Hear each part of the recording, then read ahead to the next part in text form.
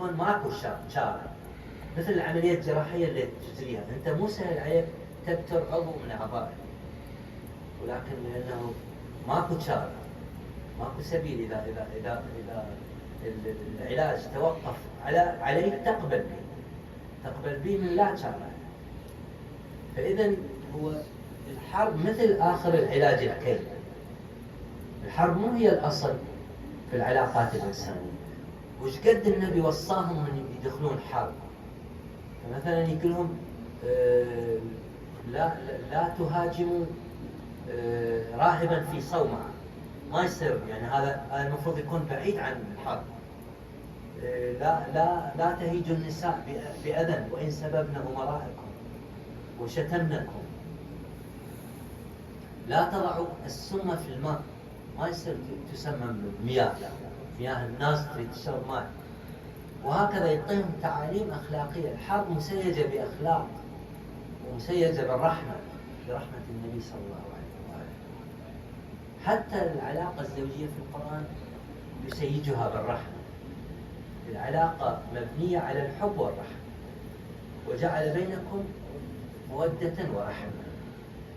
طبعا المودة والرحمة قد أحيانا البيوت ما بها مودة، جزء علاقة بين الزوجين ما بها حب، ولكن ماشية بالرحمة، ماشية بالاحترام المتبادل بين الزوجين.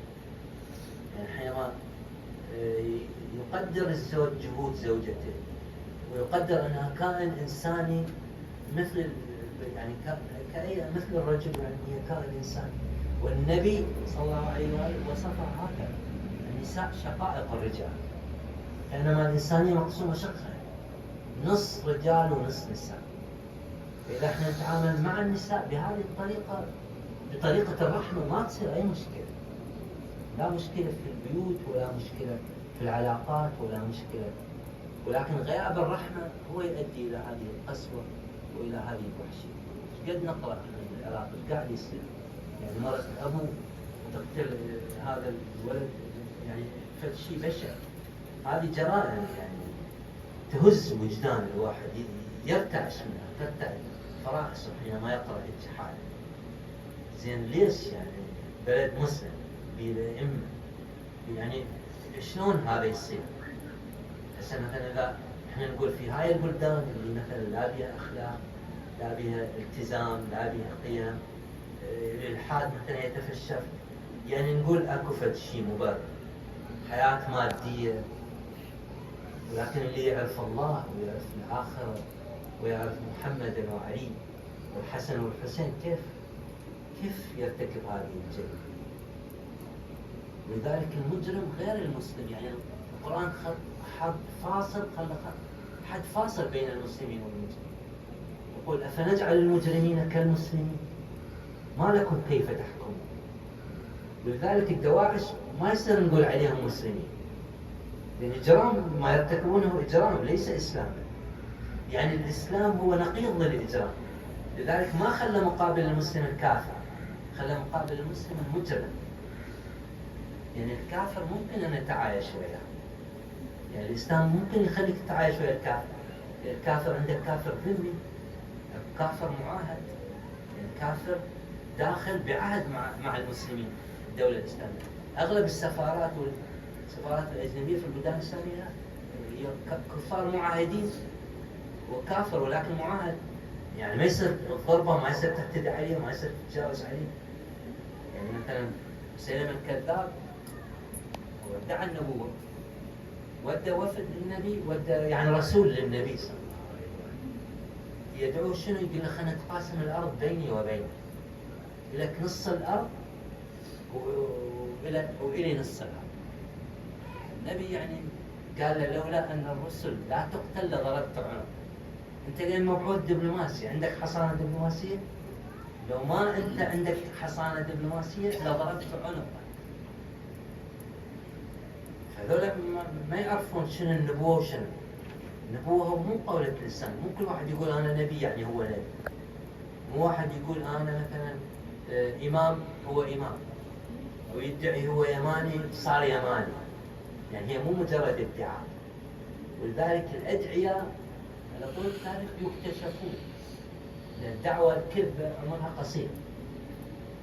والأنبياء الحق وأصحاب الرسالة الحقة يعني يبقونهم. يعني مثلا مسيلمة الكذاب منه بحاله، لكن الرسول بقى ادعى النبوة وعنده جماعة، وجدت سجاء حمد دعت النبوة وتزوج سجاء وأسقط لها صلاة العصر، قال هذا مهرك.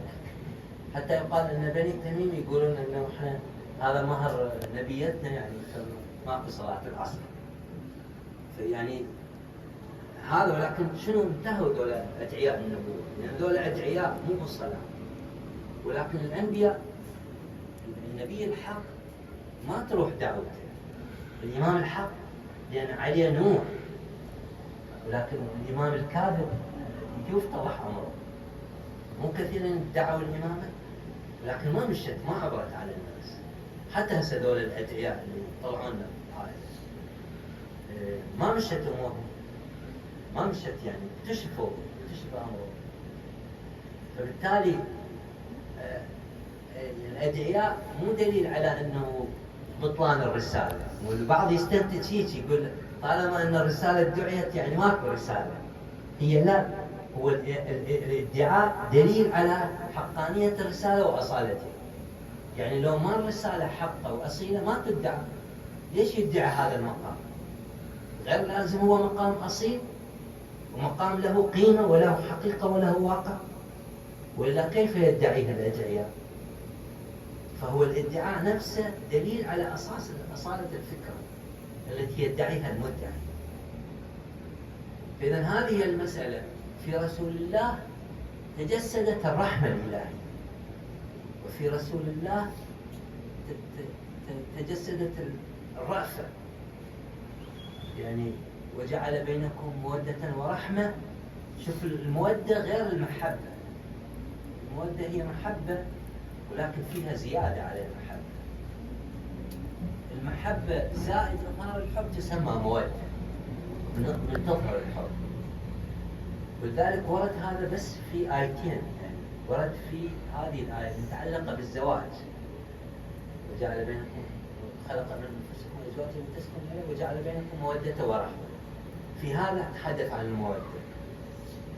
وفي الآية المتعلقة بأهل البيت قل لا أسألكم عليه أجرا إلا المودة في القربى. طبعا هي المحبة فما تنفرض فرض. اكو واحد يحبونه بالقوة، ماكو بالقوة يحب، يعني حب بالقوة. ولكن الله سبحانه وتعالى يكاد يفرضه فرضا. يقول قل لا أسألكم عليه أجرا، يعني النبي يقول أنا ما طالب أجر منكم، أجر رسالة، وإنما أطلب منكم هو أجر رسالة المودة في القربى. وهو هذا الأجر يعني هو للنبي، طاب جيب النبي صلى الله عليه وآله. أنت من تحب تود أهل البيت، لو إلك هذا نفع يعود إلك. لذلك الأنبياء لم يطلبوا أجرا على الرسالة، ولكن النبي صلى الله عليه وآله قال قل لا أسألكم عليه أجرا إلا المودة في القربى. فالمودة هي مو بس محبة، هي محبة مع إظهار الحب. ولذلك احنا مأمورين بإظهار الحب، إظهار الحب اللي هو مودة. الوهابيين يقولون لا، أنت صلي على محمد وآل محمد بقلبك. اللهم صل على محمد وآل محمد. ولكن ورد أن الصلاة على النبي وآله تطهر القلب من النفاق.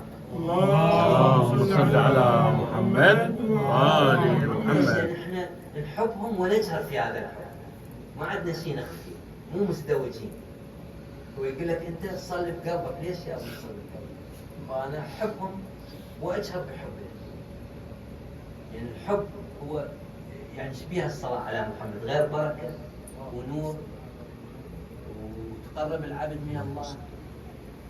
فلماذا يعني ما أصلي على محمد وآل محمد وأجهر بالعبد؟ اللهم صل على محمد وآل محمد. وكذلك في الحياة الزوجية طلب أن الحب يجب أن يظهر. جعل بينكم مودة، ما قال محبة، لإظهار الحب.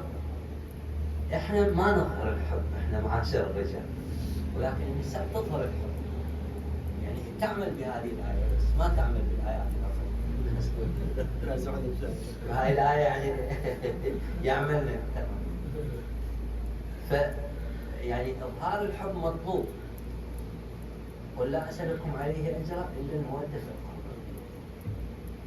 وأما الإمام الرؤوف الإمام الرضا صلوات الله وسلامه عليه، فالإمام لقب بعالم آل محمد، والعلم صفة من صفات الله واسم من أسمائه، الله العليم.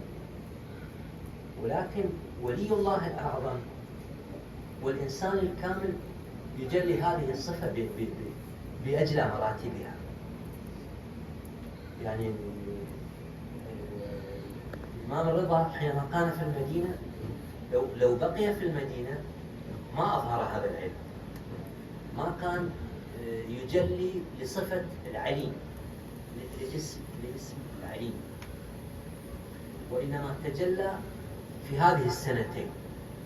ظهر علمه، انتشرت علوم أهل البيت عليه السلام، لذلك سمي بعالم آل محمد. يعني هذه الألقاب ما تعطى جزافة للأئمة، وخصوصا هي جاية عن الرسول صلى الله عليه وسلم، وجاية بطريق وحي مو حاجة.